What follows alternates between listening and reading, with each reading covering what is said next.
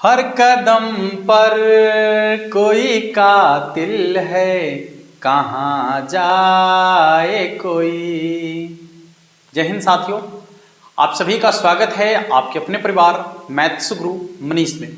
दोस्तों, मैं हूं एमके एक्सपर्ट और आप सभी का बहुत दिनों से इंतजार चल रहा था और इतने भर भर कर आप लोगों ने कमेंट किया, इतना ज़्यादा इसका डिमांड किए कि मजबूरी में हमें ये लेकर आना पड़ा। ऐसे ये वीडियो हम 1-2 दिन बाद लेकर आने वाले थे, लेकिन आप लोग इतना ना ज़्यादा कमेंट कर दिए, इतना ना ज़्यादा मतलब ये कर दिए कि हमें ये वीडियो आज लेकर आना पड़ रहा है। देखिए, आज का जो टॉपिक है वो है आपका LPP यानी लीनियर प्रोग्रामिंग प्रॉब्लम, रैखिक प्रोग्रामन समस्या। रैखिक प्रोग्रामन समस्या यानी रैखिक समीकरणों का जो प्रोग्राम तैयार किया जाता है, जो उसका डायग्राम बनाया जाता है। ठीक है, तो आज हम लोग इसी समस्या पर बात करने वाले हैं। कुल मिलाकर कहा जाए कि आप लोग की एक्सरसाइज में एक क्वेश्चन इससे 5 अंक का एकदम फिक्स रहता है। ठीक है, एकदम 100% फिक्स है कि एक क्वेश्चन आपसे पूछेगा ही पूछेगा। ठीक है, तो 5 अंक कंप्लीट करना आपके लिए बहुत जरूरी है। ठीक है, तो आज हम आप लोग को ये 5 अंक कंप्लीट कराने वाले हैं, लेकिन इसमें से ऑब्जेक्टिव क्वेश्चन भी कुछ आपसे पूछे जाते हैं। तो आज उन ऑब्जेक्टिव क्वेश्चन को भी हम लोग कंप्लीट करेंगे और साथ साथ सब्जेक्टिव क्वेश्चन को भी देखेंगे। यानी कुल मिलाकर 10 अंक आज आप लोग का कंप्लीट होने वाला है। वीडियो में अंत तक जरूर बने रहिएगा। एक ही वीडियो में कोशिश करेंगे कि पूरा का पूरा सिखा दे, और यदि नहीं हो पाया, चूंकि 30 मिनट से ज्यादा हो जाएगा तो फिर वीडियो का लेंथ बड़ा हो जाएगा, नहीं अपलोड करने में प्रॉब्लम होगा। तो हो सकता है कि इसका पार्ट 2 भी आए। ठीक है, तो पार्ट 2 भी हम लोग इसका लेकर आ सकते हैं।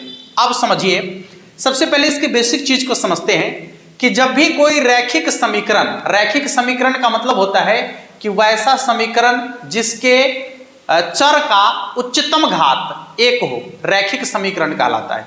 ठीक है, तो जब भी कोई रैखिक समीकरण की बात होती है तो उस रैखिक समीकरण का जो आरेख होता है वो एक सरल रेखा होता है।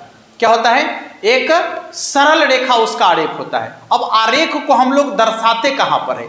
आरेख को दर्शाने के लिए किसका प्रयोग किया जाता है? तो उसके लिए एक ग्राफ पेपर का प्रयोग किया जाता है। ठीक है, जो आपके बोर्ड एग्जाम में आपको अवेलेबल कराया जाता है बोर्ड के तरफ से, आपको एक अलग से ग्राफ पेपर दिया जाता है और उस ग्राफ पेपर पर आपको इन समस्याओं को सॉल्व करना होता है। ठीक है, तो हम लोग सबसे पहले उसमें क्या करते हैं कि उसमें 2 अक्ष का निर्माण करते हैं।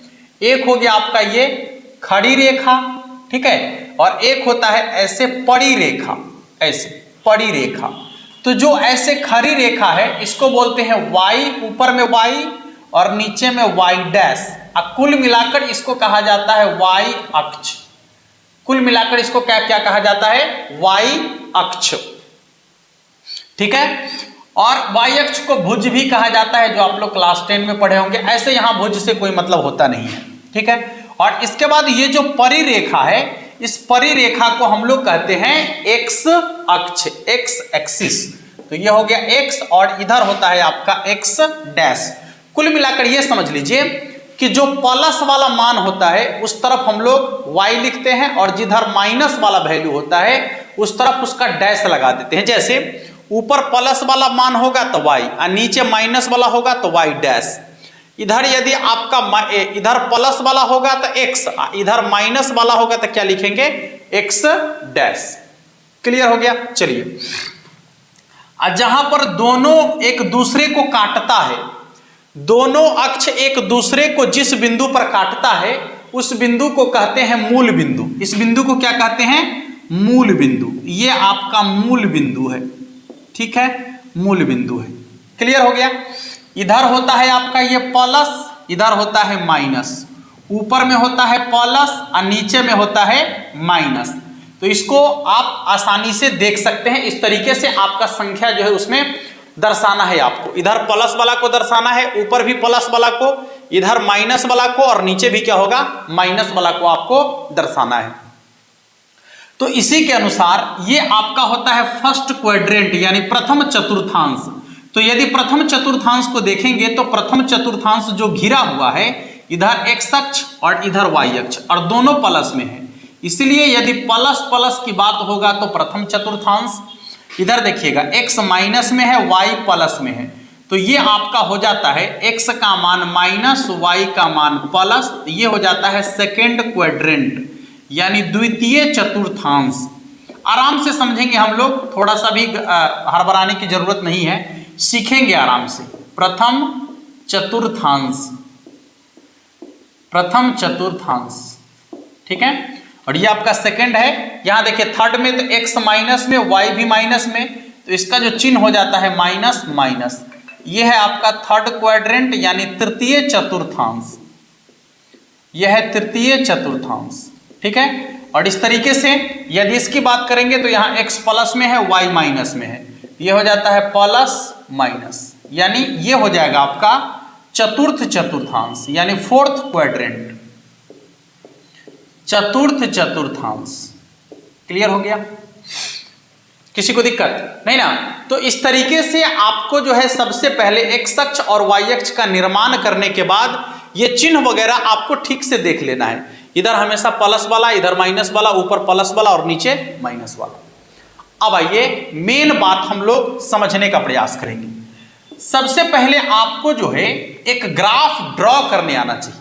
क्या करने आना चाहिए? ग्राफ ड्रॉ करने आना चाहिए। जैसे हम आपको कहे कि इसमें थोड़ा सा और, एक्स अक्ष का जो नियामक होता है, निर्देशांक, एक्स अक्ष का नियामक होता है x, 0, ठीक है। एक्स अक्ष का नियामक होता है x, 0 और y अक्ष का नियामक होता है 0, y, 0, y। फिर मूल बिंदु का नियामक होता है 0, 0। ये सब आप लोग क्लास 10 में ही पढ़ चुके हैं, ज्यादा इस पर प्रेशर डालने की जरूरत नहीं है, बस आपको थोड़ा थोड़ा समझ के चलना है। जो मूल बिंदु का नियामक होता है वो होता है आपका 0, 0। एक्स अक्ष का नियामक होता है x, 0, जहां x के जगह पर कोई मान होगा और 0, y का मान हमेशा क्या होगा? 0 होगा। y अक्ष का नियामक होता है 0, y, जहां पर 0 के जगह कोई मान होगा और x का मान वहां पर क्या होता है?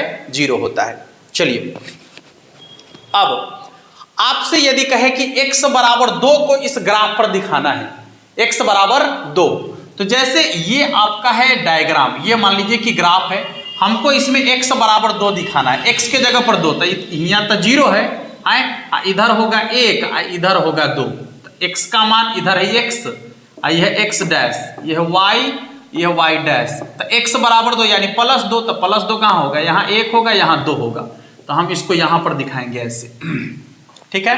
इसका मतलब हुआ कि x का मान 2 के बराबर है। इसका क्या मतलब हुआ? कि x का मान 2 के बराबर है। अब यदि आपको इसी में कह दे कि x का मान 2 से बड़ा और 2 के बराबर दिखाइए, x का मान 2 से बड़ा होना चाहिए और 2 के बराबर भी होना चाहिए। तो चलिए देखिए, 2 के बराबर पर तो लाइन खींचले है, ये लाइन 2 के बराबर पर खींचल है। अब 2 से बड़ा कहेगा तो x का मान 2 से बड़ा किधर है? आप ही बताइए ना कि x का मान जब 2 से बड़ा कह रहा है तो हमको किन्ने जाना होगा? तो 2 से बड़ा इन्ने है, इन्ने, तो ये पूरा का पूरा आपको इसके बाद जो भी है ये सब है आपका x का मान 2 से बड़ा। क्लियर हो गया? x का मान 2 से बड़ा, ठीक है। अच्छा, यदि आपको इसी में कह दे कि x का मान 1 से छोटा होना चाहिए, समझिए, x का मान 1 से छोटा होना चाहिए, तो सबसे पहले हम खोजेंगे कि x का मान 1 आखिर है कहां? तो x का मान 1 यहां पर है, यहां पर है, देख लीजिए, यह है x का मान 1 है। तो ये जो आपका लाइन खींचा हुआ है, ये लाइन खींचा हुआ है क्या? x बराबर 1 पर, यानी x का मान जब 1 के बराबर होगा तो ये वाला लाइन है। लेकिन आपका सवाल कहता है कि x का मान 1 के बराबर नहीं है, 1 से छोटा है। 1 से क्या है? छोटा है। तो जब छोटा है तो 1 से छोटे कितने होगा? 1 से छोटी 0 होगा, -1, -2, -3, माने इन्ने की ओर होगा, नहीं इन्ने होगा, तो -1, x का मान 1 से छोटा तो इधर की तरफ होगा। लेकिन ये वाला जो लाइन है, ये लाइन है, कह रहा है कि x का मान 1 के बराबर भी होना चाहिए, लेकिन आपका प्रश्न कहता है कि x का मान 1 के बराबर नहीं है, सिर्फ 1 से छोटा है। माने उसमें एक शामिल नहीं है, एक से छोट जो भी होगा वो सबके सब उसमें शामिल है। तो एक से छोटा कहेगा तो जो लाइन है आपको डॉट लाइन कर देना है। क्या कर देना है? Dot line. तो कुल मिलाकर ये समझ लीजिए कि जब बराबर चिन्ह लगल रहेगा तो हमको डीप लाइन खींचना है। कौन सा लाइन खींचना है? Deep line. और जब बराबर चिन्ह नहीं लगा हुआ रहेगा तब हमको खींचना है डॉट लाइन। कौन सा लाइन खींचना है? Dot line. समझ में आ गया? जब बराबर चिन्ह लगा हुआ रहेगा तो डीप लाइन खींचेंगे, और जब बराबर चिन्ह नहीं लगा हुआ रहेगा तो डॉट लाइन खींचेंगे। क्लियर हो गया? अच्छा, एक और क्वेश्चन, जैसे मान लीजिए सवाल आपका कहेगा कि y का मान -5 से y का मान -5 से बड़ा और -5 के बराबर है। y का मान -5 से बड़ा है और -5 के बराबर है। आ जाओ बाबू देखो, चलिए देखिए, मान लीजिए कि यह एक डायग्राम है, यहां पर ग्राफ है x dash x y dash, ठीक है? कहता है y का मान -5, तो y का मान +5 होता तो ऊपर लिखते, माइनस है तो नीचे लिखेंगे। 1 2 3 4 5, यानी हो जाएगा -1 -2 -3 -4 और -5। तो y का मान -5 है, ये देखिए, ये यही ना है, y का मान -5 के बराबर है, -5 के बराबर है और -5 से बड़ा है, -5 से बड़। तो अब बताइए कि -5 से बड़ा जब कहेगा तो हमको कितने जाना होगा? थोड़ा सा ध्यान से देखिएगा। -5 से बड़ तो -4 -3 -2 -1 0 1 2 3 4 dot dot dot dot dot पूरा। तो बड़ा कहेगा तो ऊपर की तरफ रंगना होगा हमको, ये पूरा वाला नहीं, हाँ, ये पूरा का पूरा ऐसे पेंट करना होगा ऊपर वाला पार्ट इस तरीके से। किसी को दिक्कत है? नहीं ना? तो आपका सवाल कह रहा है कि y का मान -5 से बड़ा है और -5 के बराबर है। तो हम क्या करेंगे कि -5 के बराबर है तो एक डीप लाइन खींचेंगे -5 पर, और उससे ऊपर जो होगा सबको क्या करेंगे? रंग देंगे। क्लियर है? तो ये जो आपका ग्राफ बना हुआ है, ये y का मान -5 से बड़ा और -5 के बराबर पर आपका ये ग्राफ बना हुआ है। चलिए, अब मान लिया जाए कि यहां पर हम सिर्फ एक एक मान आपको दिखा रहे थे। अब कहीं आपको 2 बिंदु दिखाना हो तो क्या कीजिएगा? तो 2 बिंदु दिखाना तो और आसान है आपके लिए। जैसे आपको कह दे कि 3,5, x का मान 3 और y का मान 5, यानी 3,5, जिसमें x का मान होता है पहले और y का मान होता है बाद में, ये आपको दिखाना है। तो आप क्या कीजिएगा कि यहां पर मान लीजिए कि x का मान 1 2 3 और y का मान 5, तो 1 2 3 4 5, x का मान 3 यहां है और एकरे सामने y के मान 5 पड़ जाइए तो यहां होगा। तो ई वाला जो पॉइंट है वो क्या होगा? 3,5, ठीक है? 3,5। आप ग्राफ में देखिएगा, ग्राफ में आपको दिखेगा छोटा छोटा घर। ग्राफ के बारे में हम जानकारी आपको देंगे, इससे पहले अभी आपको केवल बिंदु का निर्धारण यहां पर देख लेना है। तो यदि आप इस तरीके से बिंदु का निर्धारण कर लेते हैं तो समझिए कि आप ग्राफ आसानी से बना सकते हैं। अब ऑब्जेक्टिव में जो आपसे सवाल पूछा जाता है, छोटा छोटा सवाल आपसे पूछा जाता है, जैसे कहेगा कि x अक्ष से किसी बिंदु की दूरी, जैसे मान लीजिए कि ये x अक्ष है, इस x अक्ष से कोई बिंदु यहां पर है, x अक्ष से कोई बिंदु यहां पर है, तो वो क्या कहलाएगा? तो x अक्ष से किसी बिंदु की दूरी जो होगा वो y निर्देशांक कहलाएगा। क्या कहलाएगा? y निर्देशांक। और यदि कहे कि y अक्ष से किसी बिंदु की दूरी तो वो कहलाएगा x निर्देशांक। क्या कहलाएगा? x निर्देशांक। क्लियर हो गया? x अक्ष से किसी बिंदु की दूरी y निर्देशांक और y अक्ष से किसी बिंदु की दूरी तो x निर्देशांक। ठीक है बाबू? हाँ, तो ये छोटी छोटी चीजें जो आपके लिए जरूरत है, ये चीजें अभी हम लोग देख लिए हैं। अब आप लोग को जो है एक हम यहां पर छोटा सा ग्राफ पहले अभी बताते हैं। छोटा सा एक ग्राफ बनाकर जिसमें एक समीकरण होगा, एक समीकरण का ग्राफ कैसे बनाना है, फिर दो दो समीकरण का, फिर तीन तीन समीकरण का, फिर चार चार समीकरण का। और यदि आप एक समीकरण का ग्राफ बनाना सीख लेंगे तो कितनों समीकरण आपको दे देगा, आप उसका ग्राफ आसानी से बना लीजिएगा। ठीक है, आइए ग्राफ बनाना सीखते हैं इसके बाद। चलिए आइए समझते हैं।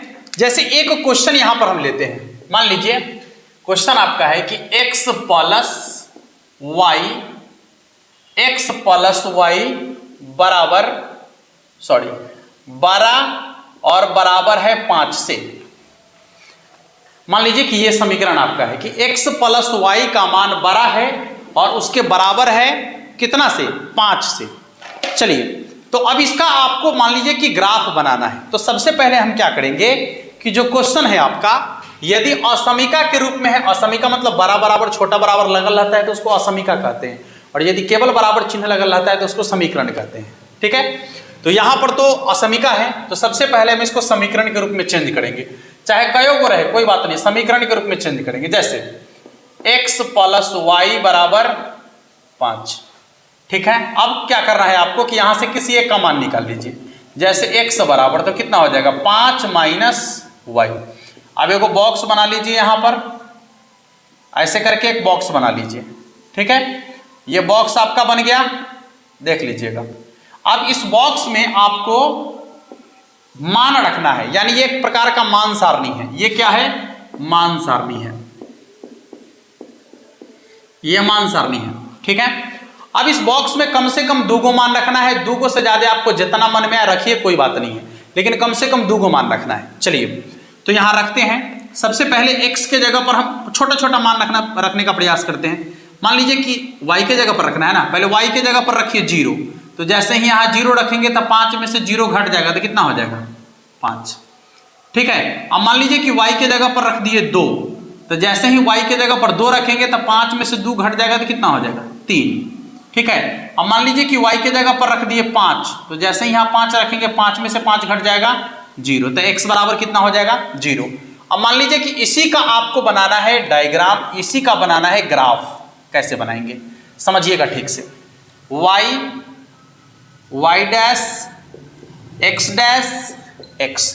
अब आपको क्या करना है कि आप अपने ग्राफ की कैपेसिटी के अनुसार या यहां पर जो मान सारणी है उसके अकॉर्डिंग आप एक घर को मान सकते हैं। जैसे यहां पर छोटा छोटा वैल्यू हमारे पास है, ज्यादा से ज्यादा बार का मान है 5 को ना, तो एक घर को 1 मान लीजिए आप।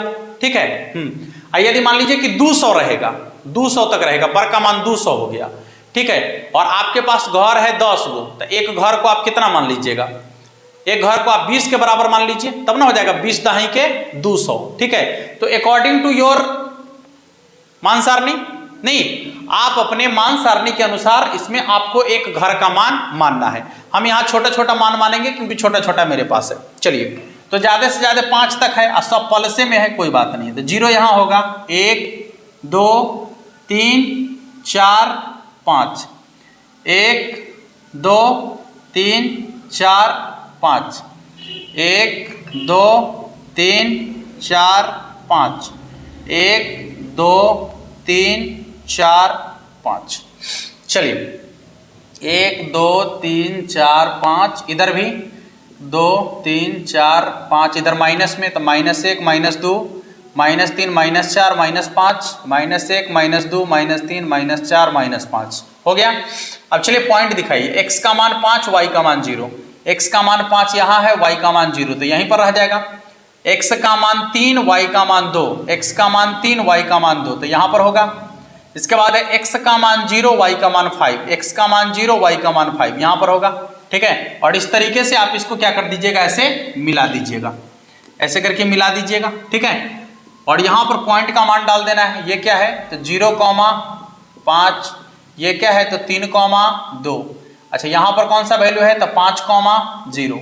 और ये जो लाइन खींचा गया है किसका खींचा गया, पहले लाइन की बात तो बाद में करेंगे। अब आइए मेन काम, इतना तो आप लोग क्लास 10 में भी सीख चुके हैं, ये ग्राफ बनाना तो क्लास 10 में भी आप सीख चुके हैं। मेन मुद्दा अब है आपके पास। अब मुद्दा क्या है कि सवाल आपका ये बराबर वाला तो है ही, कहता है कि x प्लस वाई का मान 5 के बराबर भी है और 5 से बड़ा भी है। ठीक है।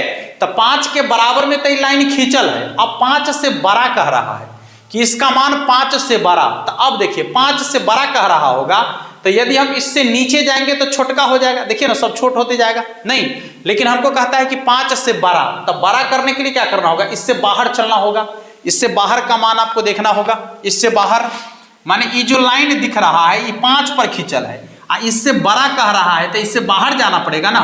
तो इससे बाहर वाले भाग को ऐसे करके क्या करेंगे हम लोग, पेंट कर लेंगे इससे बाहर वाले भाग को, ठीक है। ऐसे बाहर की तरफ जा रहा है तो बाहर वाले भाग को क्या करेंगे, पेंट कर लेंगे। मेन चीज यहां बराबर चिन्ह लगा हुआ है, इसलिए ये वाला जो लाइन होगा ये डीप लाइन होगा। यदि बराबर चिन्ह नहीं लगल रहता तो वो जो लाइन आपको ये वाला दिख रहा है ये डीप लाइन नहीं होके डॉट लाइन होता, ठीक है। डीप लाइन नहीं होके क्या होता, डॉट लाइन होता। तो आशा करते हैं कि आप एक समीकरण का ग्राफ आसानी से अब बना लीजिएगा। बस आपको थोड़ा सा प्रॉब्लम होगा तो ये मान सारणी बनाने में, लेकिन हमको नहीं लगता कि मान सारणी बनाने में आपको प्रॉब्लम होगा। एगो मान रखिएगा, एगो निकल के आएगा, रखिएगा निकल के आएगा, और जब मान सारणी बन जाएगा तो ऐसे करके आप ग्राफ बना लीजिएगा। ध्यान रखिएगा कि यदि यहां पर बराबर चिन्ह लगल है तो ये जो लाइन खींचिएगा डीप लाइन खींचिएगा, और यदि बराबर चिन्ह नहीं लगल रहेगा तो डॉट लाइन खींचिएगा। क्या खींचना है, डॉट लाइन। और सुनिए, जैसे एगो ही बनाए हैं ना, यदि मान लीजिए कि 2 गो समीकरण रहेगा तो ऐसने इसने 2 गो बनेगा, 3 गो समीकरण रहेगा तो ऐसने इसने 3 गो बनेगा, 4 गो समीकरण रहेगा तो ऐसने इसने 4 गो बनेगा। मेन होगा कि अब उसमें से रंगना किसको है, यह सबसे बड़ा पॉइंट होगा, ठीक है। पहले अब इसके बाद हम 2 समीकरण वाला आपको दिखाते हैं, आराम से देखिएगा। हो सकता है कि एक और इसका हम वीडियो लेकर आ जाएं, 2 पार्ट में हो जाएगा तो और ज्यादा आसान हो जाएगा आपके लिए। एक में बेसिक और एक में आपको पूरा का पूरा ग्राफ पढ़ा देंगे। जो क्वेश्चन आपसे पूछे गए हैं पहले उन क्वेश्चनों को लेकर वहां पर आ जाएंगे। पहले बेसिक आप लोग ठीक से समझ लीजिए। जैसे मान लीजिए कि यहां पर लिखा हुआ है x + 2y = 6 और यहां लिखा हुआ है 2x + y = 9। सॉरी, ये 12 और बराबर, और ये है आपका छोटा और छोटा, 12 और छोटा, सिर्फ बराबर नहीं रखिए, ठीक है। अपने मन से जब समीकरण बना रहे हैं तो ठीक है, अच्छा समीकरण डालेंगे आपके लिए। आइए सबसे पहले क्या करेंगे कि इसको समीकरण के रूप में लिखेंगे तो क्या होगा, x + 2y = 6। बड़ रहे छोट रहे कोई मतलब नहीं, बराबर। चलिए मान निकाल लीजिए, तो x बराबर हो जाएगा 6 - 2y। यहाँ एगो बना देंगे ऐसा बक्सा कि एगो बक्सा बन जाएगा ऐसा, देख लीजिएगा। कम से कम 2 गो, ज्यादा से ज्यादा जितना मन में रखिए, मान रख लीजिए। y के जगह पर पहले 0 रखेंगे, तो जैसे ही 0 रखेंगे तो 0 को 2 से गुना करेंगे तो कितना हो जाएगा, 0। तो बच गया कितना, 6। अब y के जगह पर 2 रख लीजिए, तो जैसे ही 2 रखेंगे तो 2 दूनी 4, 6 में से 4 घट जाएगा तो कितना हो जाएगा, 2। अब y के जगह पर 3 रख लीजिए, तो जैसे ही 3 रखेंगे तो 3 दूनी 6, माने 6 में से 6 घट जाएगा तो 0।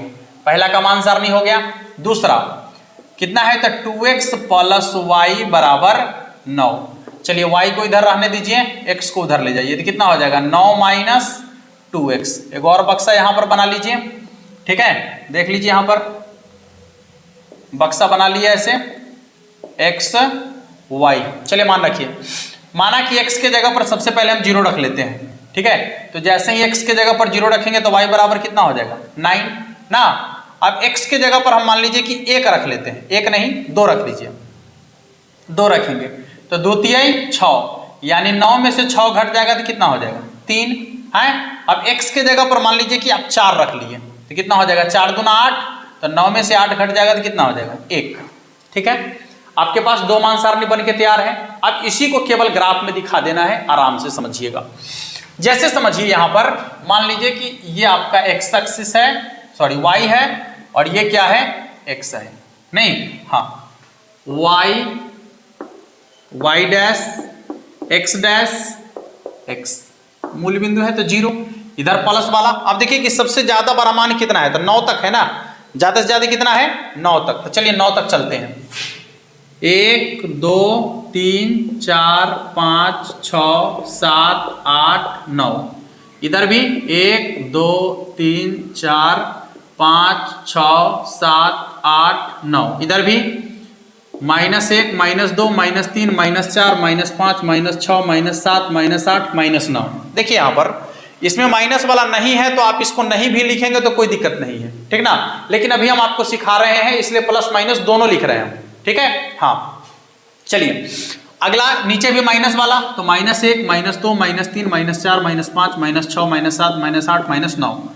अब ध्यान से देखिएगा, केवल हम इसी को लिख देते हैं, माइनस वाला को छोड़ देंगे। 1 2 3 4 5 6 7 8 9।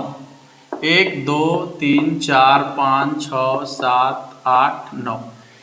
चलिए अब दिखाइए यहां से, x का मान 6 y का मान 0। x का मान 6 यहां पर है और y का मान 0 तो यहीं पर रह जाएगा।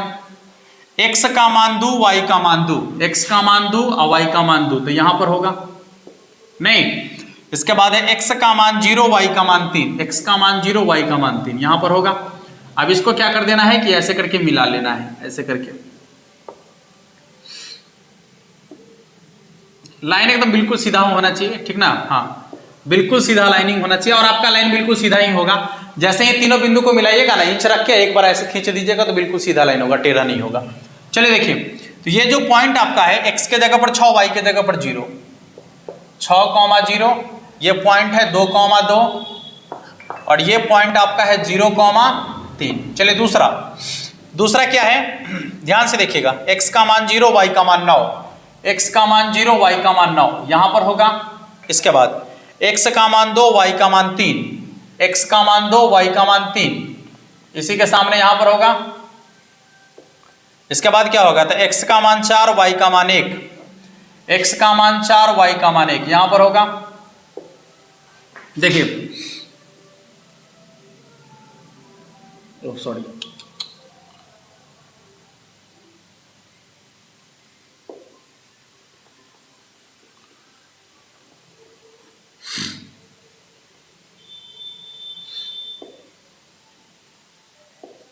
देखिएगा, x का मान 0 y का मान 9, ठीक है। ऊपर में x का मान 2 y का मान 3, x का मान 2 y का मान 3 यहां पर होगा। इसके बाद x का मान 4 y का मान 1, x का मान 4 y का मान 1 यह है, ठीक है। अब इसको ऐसे करके मिला देना आपको, ऐसे ये इधर उधर होने की वजह से ना टेढ़ा हो गया, अन्यथा ये टेढ़ा नहीं होगा, ये बिल्कुल सीधा लाइन आपका जाएगा, ठीक है। ये जो लाइनिंग है बिल्कुल सीधा आपका जाएगा। क्योंकि यहां जो ग्राफ बन रहा है, ये जो लाइनिंग है इसमें तो नाप का नहीं हम बनाए हैं बराबर बराबर से, और वहां आपके ग्राफ पेपर पर बिल्कुल बराबर बराबर लिखा हुआ रहेगा, तो लाइनिंग आपका बिल्कुल सीधा होगा, टेढ़ा एक भी नहीं हो सकता है। चलिए देखिए, इसके बाद यहां पर पॉइंट दर्शा देना है आपको, कौन कौन सा पॉइंट है। 0,9 ये हो जाएगा 0 9, इसके बाद 2 3 2 3 और इसके बाद कितना 4 1 ये हो जाएगा आपका 4,1। सुनिए अब आपको क्या करना है, इसमें एक चीज छूट गया था। इसमें जैसे ये जो आपका ग्राफ बना हुआ है, किसका ग्राफ है, तो x प्लस वाई का मान 5 से बड़ा और 5 के बराबर। यहां लिखेंगे x प्लस वाई का मान 5 से बड़ा और 5 के बराबर का आरेख, ठीक है। हाँ, और आपने एक घर को एक माना है, देखिए ना, एक घर को कितना माने हैं आप, एक माने हैं ना। इसलिए आपको क्या करना है कि ग्राफ पेपर के दाहिने साइड में एक घर को अच्छा से डीप कर देना है, ऐसे अच्छा से डीप करके, और यहां पर लिखना है माना माना एक घर बराबर कितना 1, ऐसे करके आपको लिख देना है, ठीक है। हाँ, ये चीजें आपको लिखना है। अब आइए, यहां पर आपके पास 2 समीकरण है, ठीक है। 2 समीकरण का 2 आरेख बन चुका है। अब ये दोनों आरेख को आपको रंगना कैसे है, ये थोड़ा सा सीखने की जरूरत है। जैसे कहता है कि x प्लस 2y 6 से बड़ा है। अब पहले x प्लस 2y का ग्राफ है कौन, ठीक है। ये पहला समीकरण है, तो इसका ग्राफ ये है आपका, ये वाला लाइनिंग यहां पर लिख ही देते हैं। ये है x प्लस 2y बराबर 6 का, बराबर 6 का है अभी ना। और ये वाला जो लाइनिंग है, ये वाला लाइनिंग है आपका 2x प्लस y बराबर 9 का, ठीक है, बराबर 9 का। अब कहता है कि हमको x प्लस 2y का मान 6 से बड़ा चाहिए, तो x प्लस 2y तो बराबर पर खींचल है ना, इससे बड़ा कह रहा है। हमको ई वाला लाइन से बड़ा चाहिए, बड़ा मतलब क्या, ऊपर, इससे ऊपर। तो इससे ऊपर यदि हम जाएंगे, ध्यान से देखिएगा, इससे ऊपर यदि जाएंगे तो यह वाला लाइन होगा, पूरा ऐसे ऊपर जाएंगे, ऊपर ऐसे करके, नहीं ऐसे जाएंगे ऊपर, यही होगा। दूसरा कहता है कि x + 2y का मान 9 से छोटा होना चाहिए। अब 9 से छोटा की बात कर रहा है, देखिएगा इससे बड़ा, और ई वाला लाइन कहता है छोटा वाला, तो नीचे आएगा, ऐसे ऐसे आएगा, नीचे नहीं आएगा, ऐसे नीचे आएगा, ठीक है। तो अब बताइए कि कौन ऐसा भाग है जो दोनों में रंग आया है, तो आपको दिख रहा होगा ई वाला भाग, इधर से जाने से ऐसे रंग आया, ये ऊपर से ऐसे करके ये रंग आया, तो ई वाला भाग जो है दोनों में रंग आ गया। तो इसी भाग को आपको क्या करना है, पेंट करना है, बाकी सब भाग को छोड़ देना है, बाकी सबको क्या करना है, छोड़ देना है। यानी जो दोनों के लिए कॉमन होगा उसी को क्या करना है, आपको पेंट करना है, बाकी को छोड़ देना है। एक चीज और आप गौर करेंगे कि यहां पर बराबर चिन्ह नहीं लगा हुआ है, तो ये वाला जो लाइन होगा ये डीप लाइन नहीं होगा, ये डॉट लाइन होगा, ठीक है। ये कौन सा लाइन होगा, डॉट लाइन, डीप लाइन नहीं होगा, ये होगा आपका डॉट लाइन, ठीक है बाबू, ये डॉट लाइन होगा ऐसे। चूंकि यहां व्हाइट बोर्ड है इसलिए कोशिश कर रहे हैं हम आपको समझाने का, ठीक ना। तो ये वाला जो लाइन होगा वो क्या होगा, डॉट लाइन होगा। तो इस तरीके से दो समीकरण का आपने सीखा, दोनों का यहां पर देख लीजिए, ये हो जाएगा 2x + y 6 से बड़ा, अब घुमा दीजिए इसको, ये हो जाएगा 9 से छोटा। दोनों का आरेख बन गया है। एक घर को आप एक माने हैं, इसलिए दाहिने साइड कॉर्नर पर एक घर को अच्छा से डीप करके उसके बराबर में एक लिख दीजिएगा, ठीक है दोस्तों। तो आशा करते हैं कि एक समीकरण वाला और दो समीकरण वाला आपको आसानी से समझ में आ गया होगा। अब आपको जब ग्राफ ड्रॉ करने आ गया तो कल इसका जो मेन पॉइंट है, जो मेन चीज है, वो हम लोग कल बात करेंगे कि इसका जब बिंदु कैसे निकालेंगे और इसका कोणीय बिंदु निकालकर इसके अधिकतम और न्यूनतम मान को कैसे निकालेंगे, क्योंकि आपके ग्राफ में ये मस्ट इंपॉर्टेंट है और यही आपसे ज्यादा पूछा जाता है। ये हम आपको सिर्फ और सिर्फ अभी ग्राफ बनाना सिखाएं, ठीक है। तो कल का जो वीडियो होने वाला है इसमें हम लोग इसके बेसिक चीज के साथ साथ, बेसिक तो अभी समझ ही गए हैं, मेन रूप से देखेंगे कि क्वेश्चन आपके बोर्ड एग्जाम में जो पूछे जाएंगे, ठीक है, उसको कैसे बनाना है, ठीक है दोस्तों। मिलते हैं फिर नेक्स्ट वीडियो में, तब तक के लिए जय हिंद।